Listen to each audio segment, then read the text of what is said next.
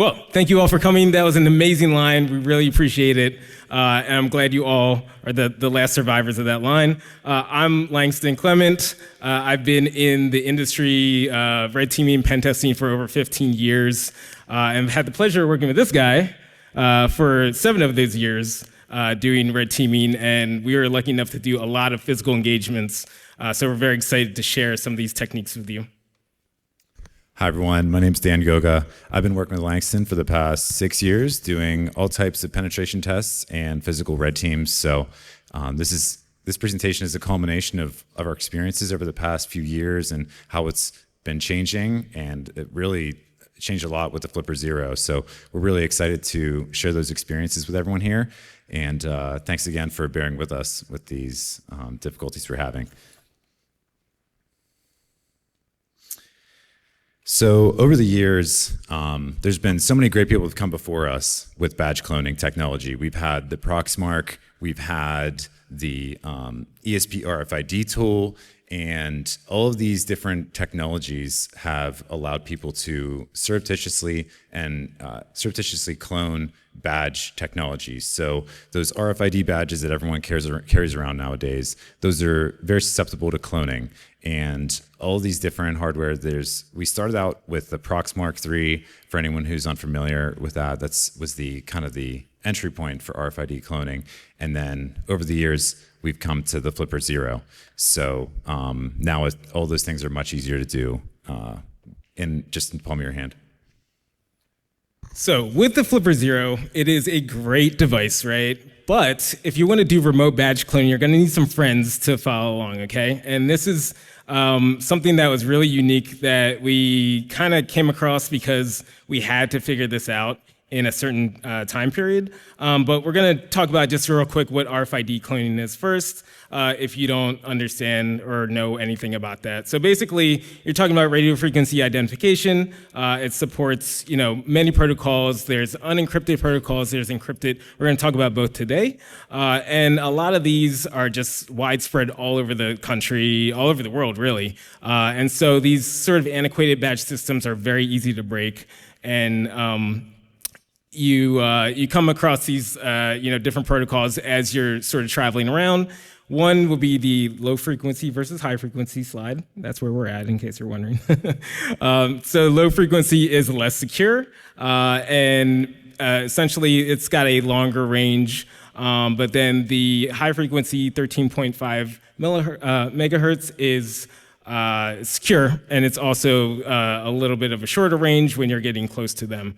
Now, when you're doing your reader recon, okay?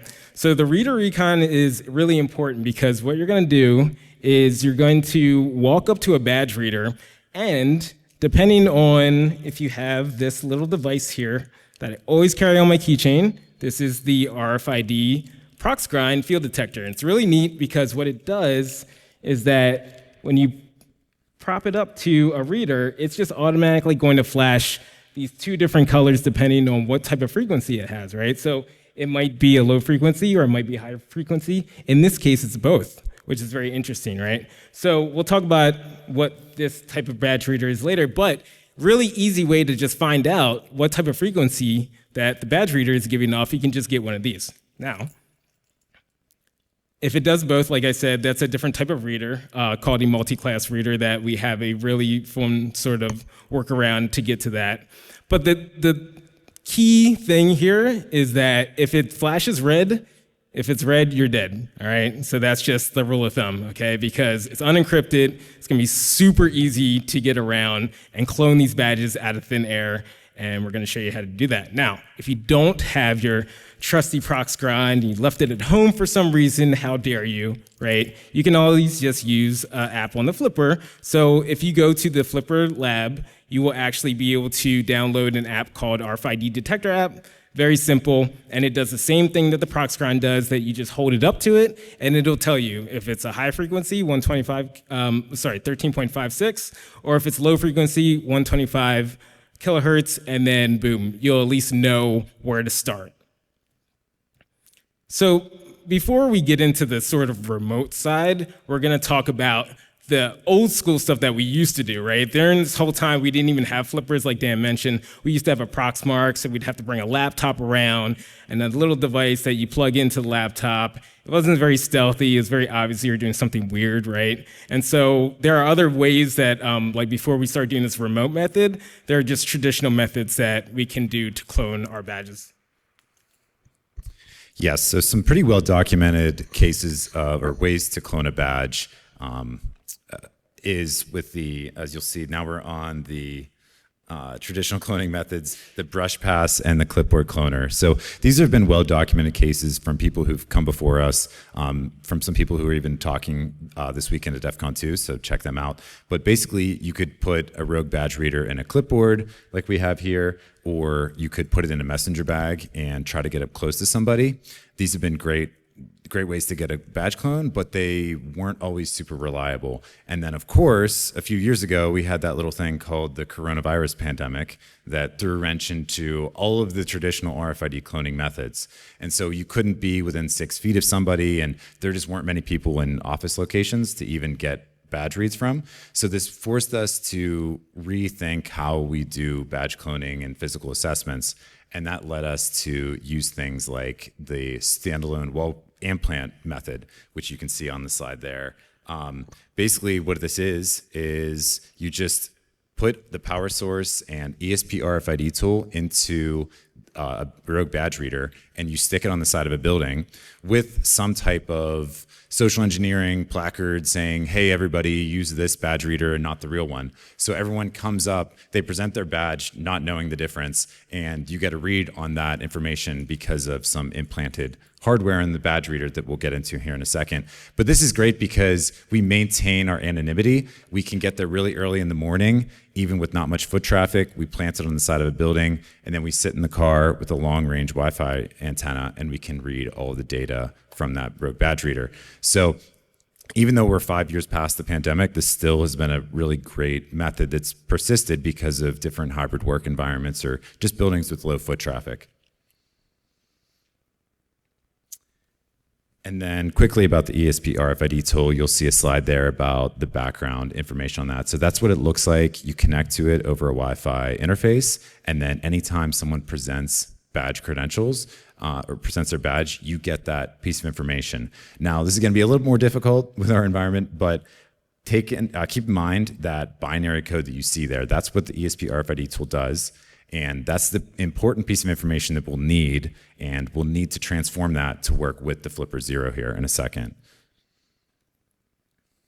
And the wall reader is pretty easy to do on your own. It's not that expensive to find the parts, and there's no soldering, so this can be done pretty easily. All right, so on the wall reader build slide, so you're basically these parts are all listed on the GitHub, so you don't have to memorize this, or all the slides are here. But basically you're going to be using the key thing is this little tiny tool called the ESP RFID tool. This tiny, right? And what it does, it basically dumps the data onto a text file for you. And it's got these little screw terminals, that's why it's solderless, right? So you can just use a screwdriver, take some wires, plug them in there, screw it down, you're done, right? And then on the next slide, you see that the connection guide, okay? So basically, you're going to take the inside, this weekend terminal interface. This is common across all types of badge access, okay? So this is gonna apply for no matter what brand you're using. We're using HID because that's mainly what we see in the United States. But again, this will work with anything. And all you're gonna do is just take 4 simple wires, right? You're gonna take a white wire and a green wire, and that's gonna give you your 1 and your 0. Those are 2 data wires, okay? So that's where the binary data is gonna get grabbed from and then dumped onto this little tool. And then you're gonna just take a little wire T connector and you're gonna connect it, and with the batteries, that's gonna power up this little thing because this has a Wi-Fi module on it that you need to access, and your actual badge reader itself. So again, it's really simple, super easy to do. And then when we get to the clipboard cloning method, I'll show you how the batteries are even simpler. So the compact standalone wall reader, if you take a look at that picture, that's exactly what it looks like. So with those two batteries, I did a little bit of prototyping, and it took me a little bit to figure out what would squeeze into this thing. But once you get it, everything is just inside of the unit now. And then you just take some 3M tape, you literally can slap it on concrete, you can put it on glass, steel, anything, right? So the client's not gonna get mad that you installed a rogue badge reader, right? You could just rip it off and take it home with you. And it's really, really simple. So the first time we did this, it was really funny because we were super hyped. We were like, oh man, this is gonna work. We prototyped it, we practiced, and we're like, okay, let's go stick this on a wall now, right? So we stuck it literally next to the actual badge reader. And there are some unfortunate consequences that it had because apparently with low frequency, if you stick them too close to each other, it cancels it out. So you're basically DOSing the badge reader. We did not know this, right? So we got a call from our client and said, hey, you took down our badge reader. Nobody can get into the front door. We're like, okay, yeah, hold on. We're going to check on that. Meanwhile, we're in the car, like watching people, and like they're walking up to the door. We're like, oh, there we go. Somebody's going to touch the badge reader. And then all of a sudden, it just like, they couldn't get in. The security guard was like letting all these people in. I'm like, what's going on? So that gave us a good opportunity to do this sort of like idea for the next time. If you actually intentionally want to do that, you can do misdirection. So now you can lead people to like a back entrance where there isn't a security guard, and you can try to tag their badge there, or something, you can catch them along the way if you're trying to do some badge cloning. So the cool thing about this is that you can basically do a really quick build. So if you don't want to use the wall reader, you can use this clipboard cloner, right? So you can literally take that off the wall and slap it inside of this clipboard. And this clipboard is listed on the link as well. But basically, you can just charge this with a 9-volt battery. And it's really nice because you have your obviously super legit paperwork that you are walking around the building with. And you can just say, hey, we're doing a security audit. We just need to check your badge. And then they hand you their badge. And you literally hover it over the clipboard, hand it right back to them. Within that split second, you've cloned the data. It's super quick. You don't even have to hold it that long. Just like, okay, you flip it once or twice, get 2 reads on it, hand it back. You're like, okay, all right, thank you so much. We really appreciate it. Have a great day. And now you have this data that you can do. The clipboard cloner build slide that we're on here, again, it lists out everything you need to do. This one's even simpler, again, because you're using a 9-volt battery, so you only have to use one battery. We highly recommend these batteries have like a little charging port on the side. So if you have like USB-C or something, you don't need special equipment to charge it. If you get to the hotel, you get there late, you need to charge the batteries real quick, you can just do that without having to go grab more batteries. And then the connection guide for the clipboard connection guide's literally the same thing. You're just using a 9-volt battery. Very easy to do. That T connector just clamps down, so you're not actually soldering any wires, you're just making a connection. So yeah, this is the janky version, but you can see that that's literally just connecting the power between the ESP RFID tool and the reader itself. It's that simple. And then, so then we're like, okay, what are we gonna do if we, like this is cool, these little guys are cool, but like, why don't we crank it up a bit, right? Like, why don't we like go a little bit crazier? Can we get something that's like a long range reader? And then after like thinking about it, we're like, oh, okay, what are those things that are outside of parking garages all the time, right? This thing called the gooseneck. So the gooseneck is just a metal pedestal that sits there. And basically, if you think about it, right, it's set up for parking garages so people can pull up and they can just wave their card. They don't have to get close. They don't have to tap their badge to anything. They just wave it, and then it lets them in the area. But with that, right, it's usually drilled into concrete, so you're not just going to, like, pull up to the client site and drill into concrete in the morning and get away with that, right? That's impossible. It's not going to work. So I was like, let's just keep it as simple as possible. And I just took a piece of plywood and some spray paint and some furniture feet. And I was like, all right, that's it. This is the gooseneck reader. So if you see this slide with it next to the trash can, that's what it looks like. And right now it's in the physical security village. So as soon as you walk in the physical security village, you will see it. It is turned on. You've been warned, okay? We use it for our RFID wall of sheep, so if anybody got badge cloned, they're in trouble. So This it sits right next to this trash can. It's really easy to do. And the way you can position it next to the door, as soon as somebody walks out that door, game over. Like, it's too late for them, right? It just sits there. It's just like, it has a 12-hour battery. You can read up to 3 feet away. It's pretty scary. And then it's the same thing, but it's just a larger version of that, right? And all these manufacturers have a long range reader of that.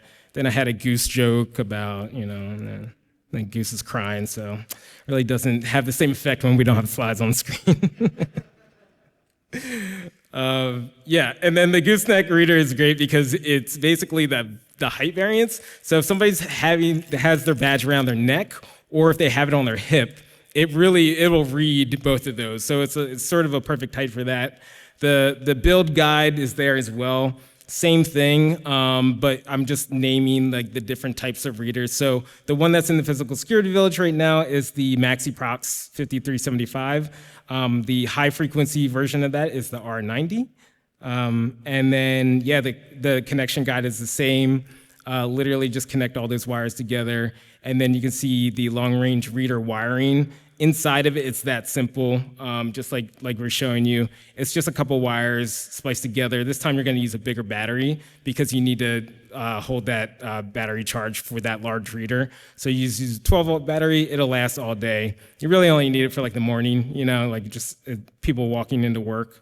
And then, the base is very simple. If you have, if you're fancy and you have like a 3D, like CNC machine or like a laser cutter or anything like that, you can use the template that's on the GitHub, or you can literally just cut out a 16 by 16 piece of plywood, super simple. And then you can just trace the holes and then drill them out, spray paint it in your backyard. It's a fun little, day project, and then you're good to go. So when you sit there and you look at the installation, the last slide there, it's just showing it's sitting there with the battery installed, and it's sitting next to a door. It's sitting there on rocks, and because of the distance away from the edge, it counterbalances the weight, so you don't have to worry about tilting or falling over. So it really works out when you do that. Right, so now that you have your Gooseneck reader implanted, you can do the same angle that we did with the wall implant reader. So again, we're just sitting in the parking lot watching the chaos ensue, and we're able to collect all those credentials without anybody knowing our identities. So we can go in later, collect it. In fact, one time we put the wall implant reader on the side of a building, and we went away for a little bit back to the hotel to wait for us to collect credentials. And we come back, we did something else to get inside the building, and then we're sitting in the break room and we watch, or the lobby, and we watch as the local police comes in with the wall implant reader in a little evidence bag because someone called the police and thought it was much more serious than just a badge reader on the side of a building. So that was a pretty fun experience, but we got our creds and we got in the building. So we've gone through all of those different angles, and we did our homework there explaining the background on the RFID. So now it's for the fun stuff and why all of you came to see this talk, the Flipper Zero. So we're going to bring it together as to why all that was important and how the Flipper Zero fits into that. So what you'll need for this is Flipper Zero, some blank low-frequency cards, and the Flipper app on the phone, because that's a real game changer, and then also a bin to hex calculator or app on your phone. And going back to that ESP RFID interface, you take that binary, and now we're going to manipulate that data a little bit to make it compatible with the Flipper, and I'll let Langston explain the card number and facility code here.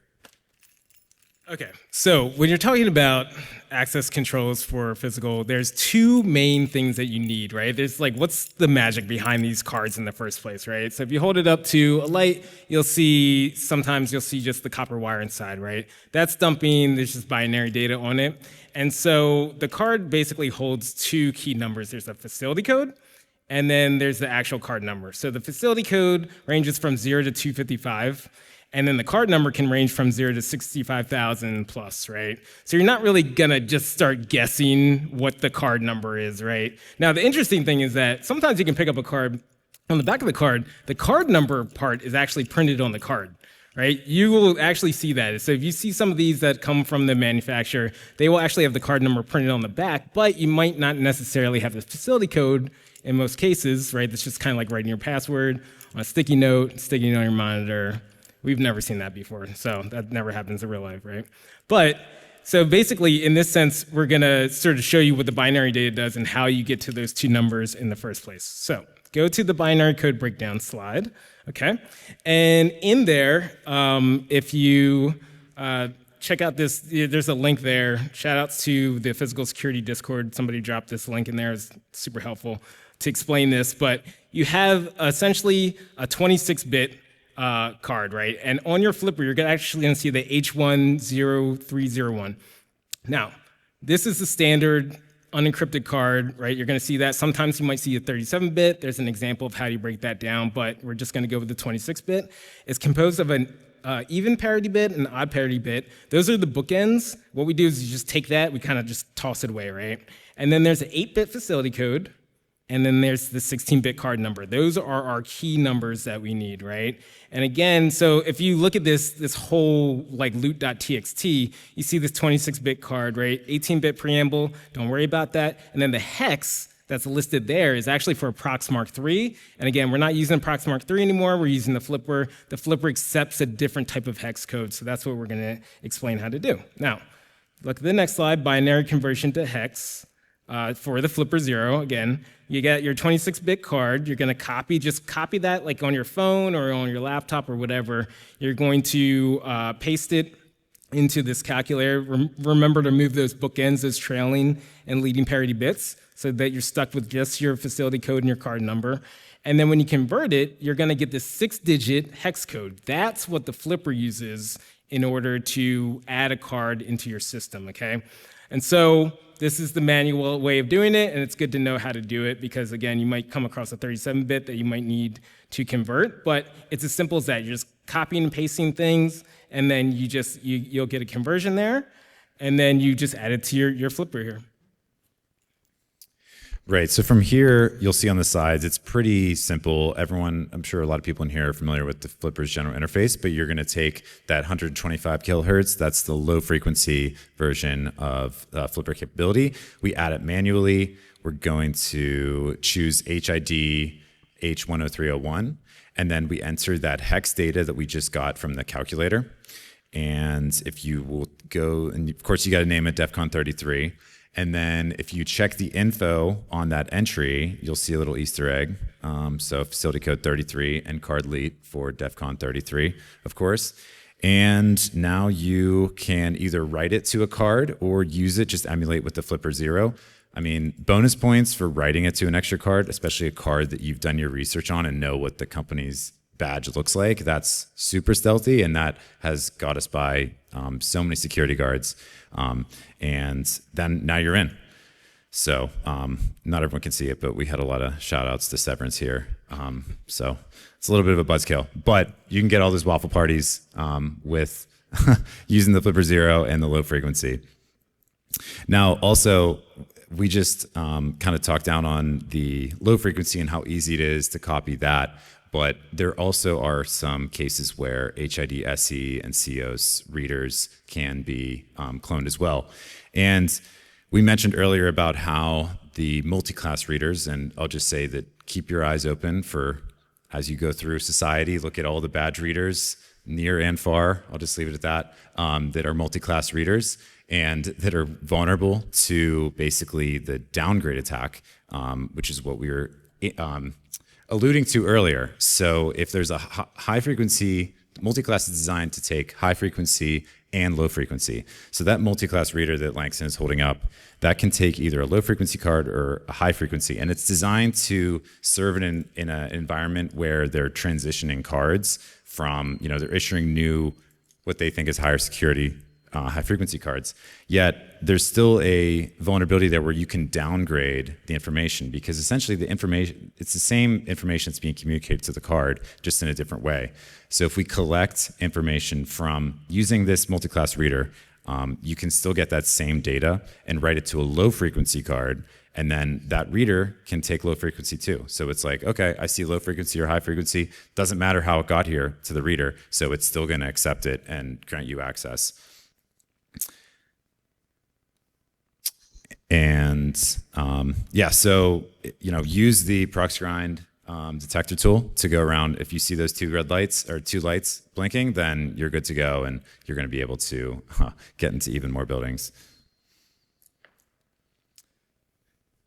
And also the great thing about basically everything we're talking about today is that it's so versatile, and you can take it out of a clipboard cloner, you can slap it to a wall with the right casings, of course, but you can do this just as easily with the clipboard cloner that we did with the low frequency, but of course you need this special R40 multi-class reader instead.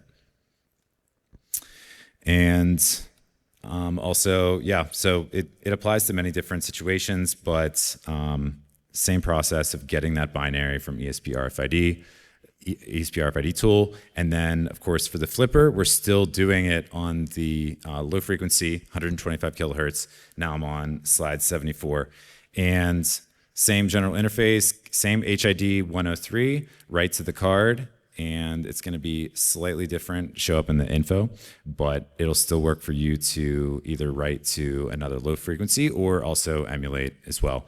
So, bottom line, if you see multi-class readers in an environment, very encourage them to move on. They're everywhere.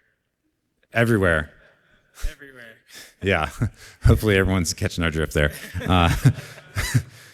So there's ways to disable this. You have to ideally you replace all the card readers, but you can disable the low frequency with a power cycle and a special configuration card from HID. So with the multi-class again, so like to detect it, either use your proxy or literally walk up to the reader, and it'll literally say HID multi-class SC on it, and then you just know, right? You just walk up to readers and read them, and then you'll start to understand the more you do this. That you're like, oh, okay. And this has actually worked out for us one time because the client had all their upgraded readers to the new SE, which is what I'm about to talk about in a minute here. And so it's really hard to do that. You can't do that downgrade attack, but they had one multi-class at one door, and we were like, oh my gosh, this is awesome. So we were able to like clone someone's badge, do that whole technique.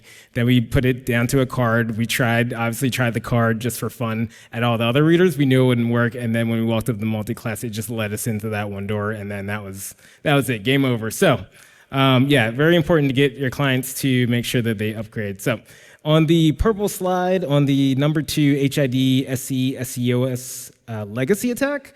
So to talk about these sort of readers, right? So this is for iClass SE and SEOS only. So these are the updated versions that don't have these, unencrypted cards. They do have encrypted cards now, right? And the downgrade won't work because it only reads the high frequency thing. So you can't take that low frequency card. It doesn't know how to read that signal. So you tap it to, it's not going to do anything.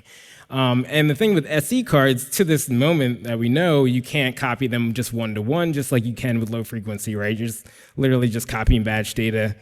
So you can't do that. So with this one, there's a thing called a legacy attack, okay? And so what it is basically it's vulnerable to ICS cards, and this is just the type of card. And what this card is it's like a legacy card. And basically what it's telling you is that it can sort of use an older protocol, but these cards are only one-time use, right? These other cards that we're using, low frequency, you can rewrite them to infinity, right? But with these ICS cards, they're only one-time use, and they're like $20 each, so make sure you do it right, okay?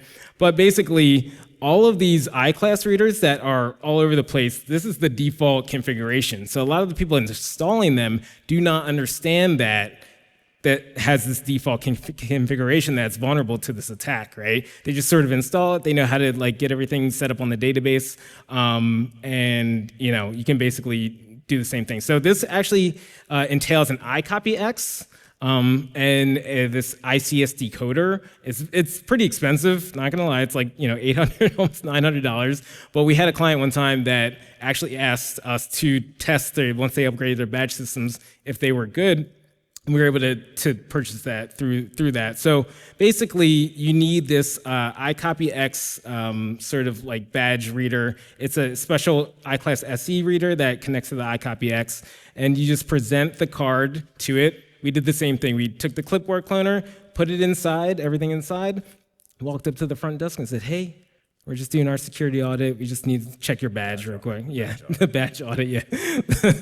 The badge audit is not a real thing.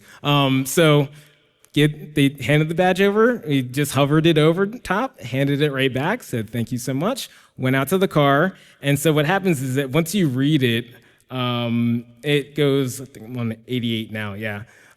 You just have to present it once. The screen's gonna hold the badge reader there, and then you just take your ICS card and you tap the ICS card to the badge reader inside the Clipboard, and then it says write successful. So now you have this like special legacy card, and then again, boom, you're in. Waffle parties for everybody.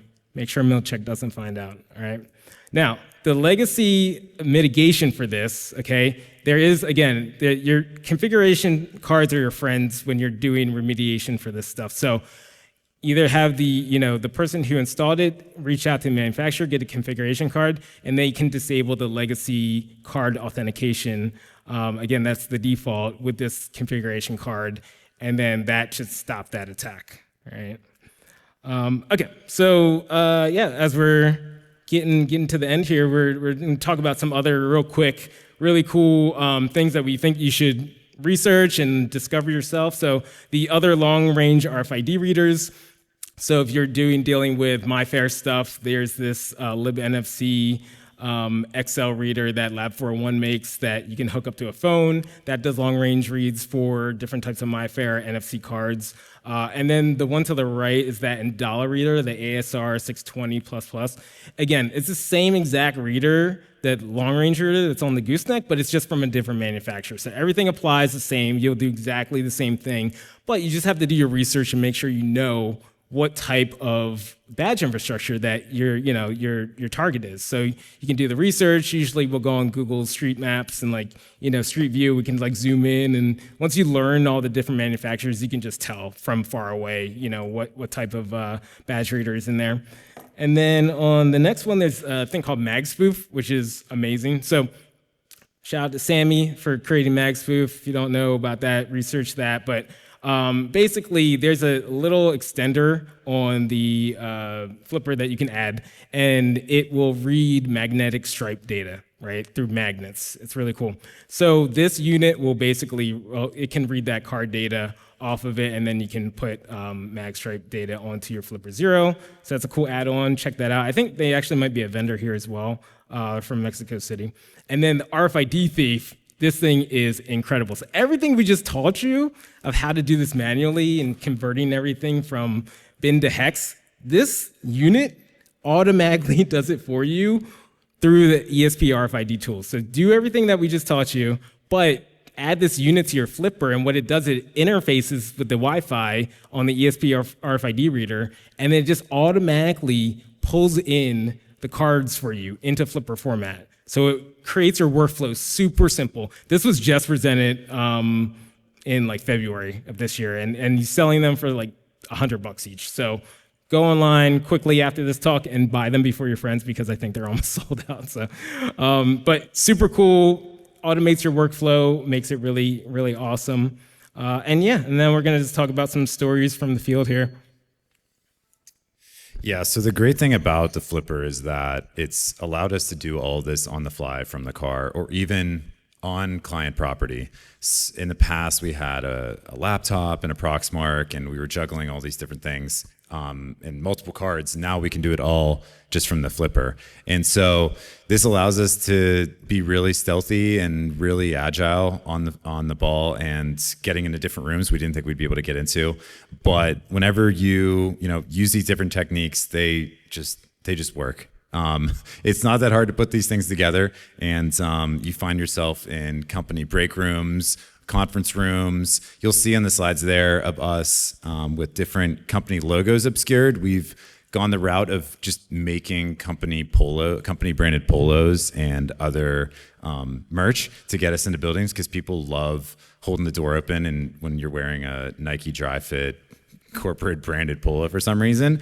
And so, you'll see in the slides Langston hanging out in the conference room, me hanging out in a IT location room. And of course, to maintain your cover, you really have to become the IT guy. And even if that includes helping to unjam printers on the spot, that is something we have done. We've looked up different things. We've done, Wi-Fi speed tests. And of course, our favorite is the badge audit.